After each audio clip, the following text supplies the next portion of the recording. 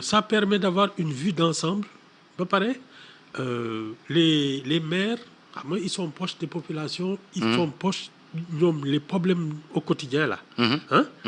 Normalement ñoom ñoo ko xam. C'est à partir de là qu'il faut remonter au moins l'information. Fii lii lañ fi soxla fii lii lañ fi soxla. Et quand tu es le maire d'une capitale régionale boops war nga fexe ba tous les départements et toutes les communes d'arrondissement nga mën di liggéey ak ñoom régulièrement parce que tout aussi réside dans la manière de remonter l'information à l'exécutif central. Léegi nag après ay arbitrage la lii la ñuy njëkkee parce que fii la soxla bi gën a metti. Mais tu peux pas gouverner sans savoir exactement, sans avoir cette... c'est comme une sorte de ruissellement. Oui, parce que c'est le même exécutif qui va de l'exécutif central jusqu'à la plus petite commune. War nañu mën a xam lan moo ñàkk fan.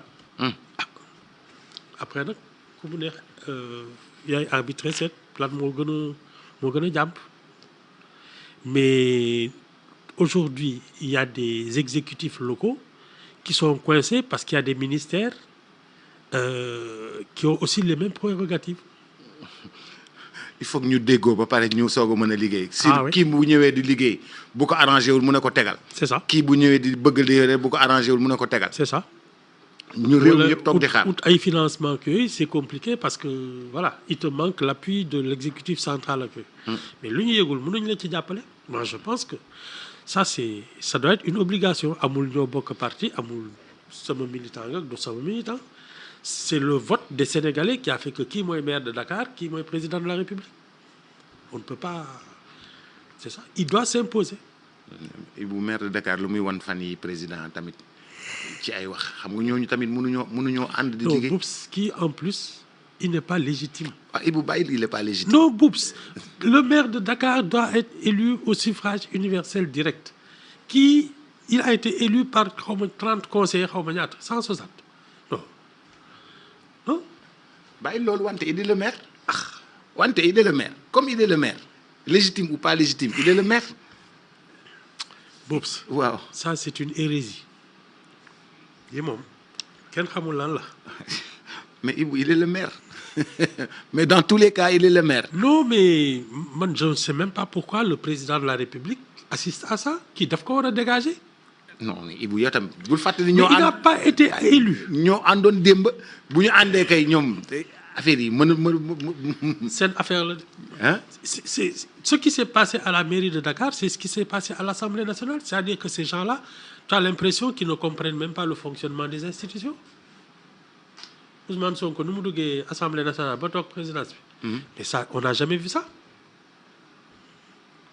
Tu n'es pas élu. Tu as renoncé à ton truc. nga ñu xëy bés dugg fa toog. gars yi xajal la ñoom tamit. Je comprends rien. Kii itam pareil. Mais Ibou loolu da lay wan Pastef nu mu amee doole ci réew mi rek. Non te nangu woo ko te nangu woo ko. Pastef nu mu amee doole ci réew mi la lay wan. te nangu woo ko. amul doole. En fait ce sont nos institutions qui ne sont pas assez fortes parce que ça aurait pas dû être possible. waxuma la sax kii mais nga koy sañ a xalaat sax waruloon mën a nekk. C'est inadmissible. Mais bon, c'est parce que ñun ñëpp institution yu solide moo ñu fi bàyyi. On ne peut pas assister à un braquage de la République. Le braquage là. Non, c'est intolérable. Ibou ñii dañuy Casa de Papel yow yaay professeur. ñu loolu. Casa de Papel xam nga Casa de Papel. mosuma ko dégg. mosoo ko dégg. ah. beaucoup. foog ma fexe nga seetaan Casa de Papel ci Netflix. Ah d'accord. ah. non xaw ma ko. boo ko commencé seetaan dootoo ko bàyyi. ah. Non Boubs. Moi je trouve inadmissible qu'on puisse fouler aux pieds comme ça nos institutions. C'est impensable dans un pays normal. Comment? Non, tu sais, Et on va remonter à ce qui s'est passé en 2023, 2024. Mhm. On a fait une sortie de route et depuis, plus rien de normal. Ce qui s'est passé depuis la loi d'amnistie là et le report des élections, ça a brouillé tous les trucs. Li xew nii kenn xamul lan la. Et ça va de mal en pis. kañ la ñuy normal ñun kañ la ñuy dem comme que yow affaire bi depuis faut- boobu ba léegi normalul depuis le faut report des redresser- élections il faut redresser à la loi tout ça. d'amnistie ba léegi dara normalul ci réew mi. Non, parce que un individu peut se permettre de s'installer à la mairie de Dakar sans être élu. Mais loolu kenn xalaatu ko. Tu penses que le maire de Paris mën nañu toog entre 10 personnes nii ne viens t'installer waa ji toog ñëpp di ko xool wala New York. Et c'est impensable. Président de l'Assemblée nationale, pareil. C'est impensable. Ñun, depuis cette sortie de route-là, la loi d'amnistie, ba léegi, rien ne se passe normalement. On peut tout se permettre.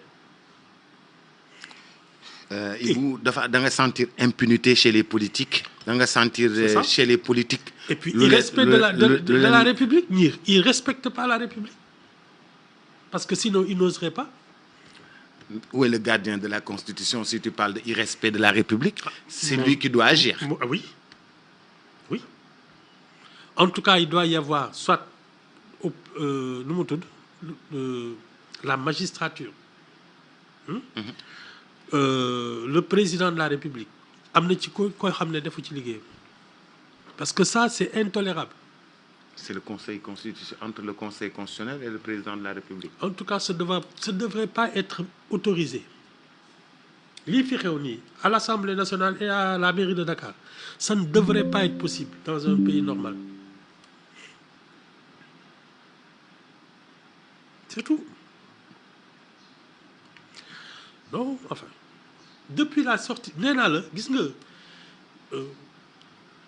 le fait d'avoir complètement chamboulé l'ordre républicain nga xam ne la loi on aurait dû laisser la loi le droit se dire dans l'affaire des émeutes accueillies. Depuis qu'on a amnistié tout ça, il peut se passer n'importe quoi. Et on est en train de le vérifier. boobu ba tey lu nekkee xew. Ah.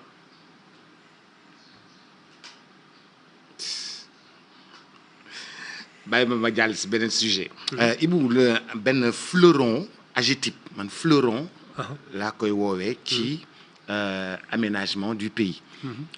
AGETIP ñu yàgg ko xam ci tabax dëkk bi. di ko defar Les travaux publics. des travaux publics di ko defar à l'intérieur du pays dans la ville partout. Les nouvelles autorités dañu promettroon que ni dañ koy defaraat et tout ça depuis AGETIP dafa nekk dans des turbulences depuis que l'État est dans des turbulences comme ni ñu ko constaté nii. léegi ñi nga xam ne ñoom ñoo di ñi fa doon liggéey. ñu bëri